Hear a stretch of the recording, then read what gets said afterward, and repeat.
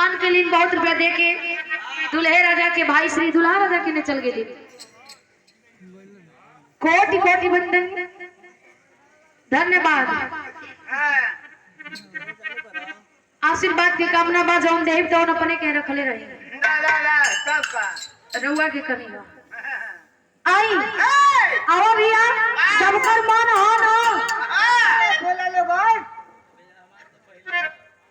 क्यों का मन ना काहे के झुट्ठो का काहे भैया हीच करत हो जा काहे पटवाई वाले लोग। अच्छा ई लोगन के मन नहीं के ए पटीदार जी बोला राहुल मन का कहता होता ना। अच्छा आज तो अरे मन से हिला देते आओ तक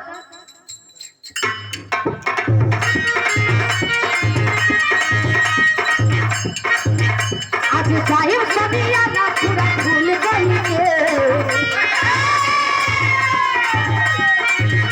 आज साहिब सदिया ना पूरा भूल गई के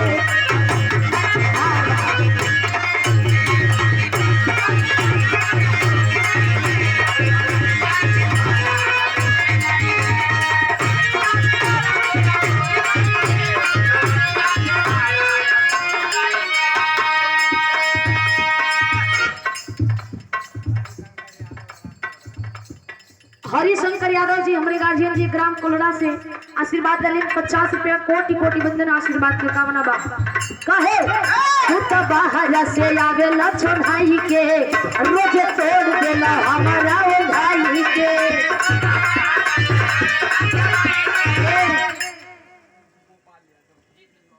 अच्छा गोपाल यादव जी ये बराती पक्ष से ना 100 रुपया दे करके हौसला बढ़ाओ गई। चरणों में मन कोटि कोटि वंदन आशीर्वाद की कामना बा। कौन बहारू अपने मर्द के कह दिया कि तू हमेशा आवेला तो काहे खोखवाई लावेला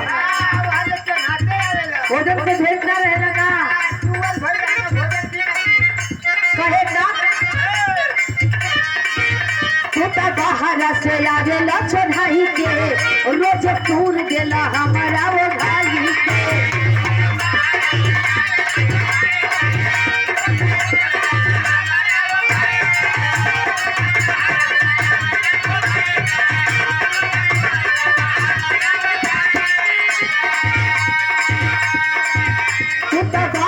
से आवेला छोड़ाई के रोज टूर गेला हमारा हो भाई के। कहेला प्लीज दादी देहिला मरीज कहेला प्लीज दादी देहिला मरीज कोई चीज खातिर घुसेला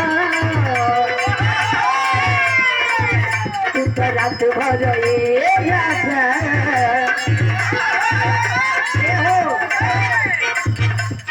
रात भर राजा कमर भक्त सूते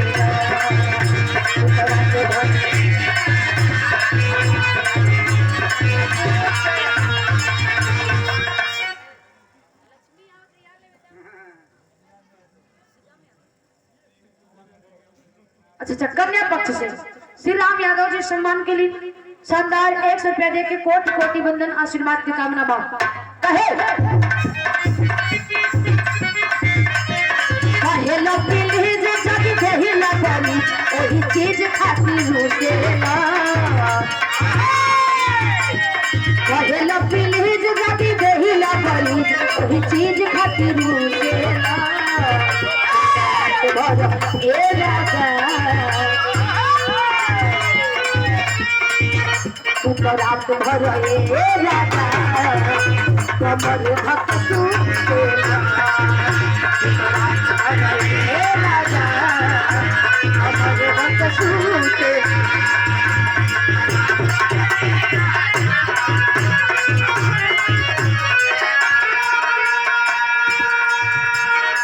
कहतिया कमजोर मानी जी कल जोर ना करी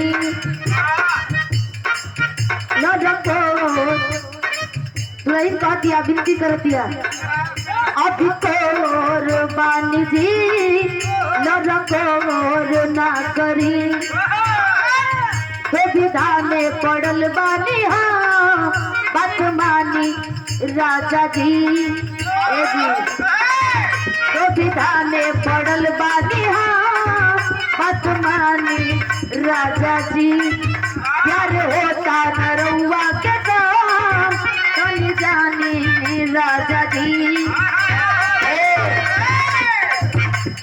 बड़ा घबरात जब जगे जजबात आधी रात खाली उठेला रात भर ए राजा तू तो रात भर ए राजा कबर भक्त टूटेला रात भर ए राजा